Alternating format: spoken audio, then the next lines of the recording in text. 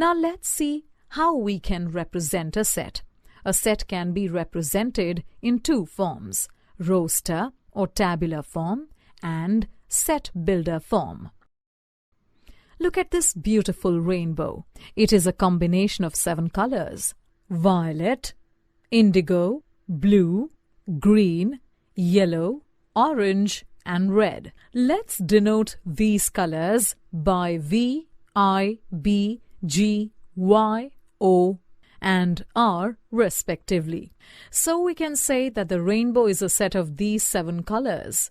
Let's denote this set by R. This form of representation of a set is called the roster form or tabular form. Roster or tabular form. The set can be defined by listing all the elements of the set, the elements being separated by commas and are enclosed within curly braces. Have a look at these examples. Remarks.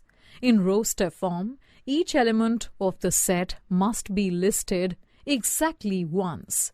Repetition of elements is not allowed while writing the set.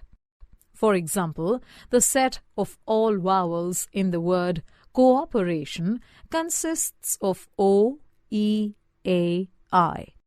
In roster form, the order in which the elements are listed is not important. For example, a set of A, B, C can be written in so many ways. However, in some instances, it may not be possible to list all the elements of a set. In such cases, we could define the set by another method called the set builder form. In this form, a set is described by stating a single common property of its elements.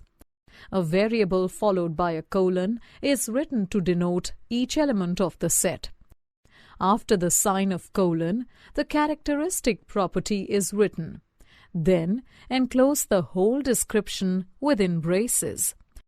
See this example of set C.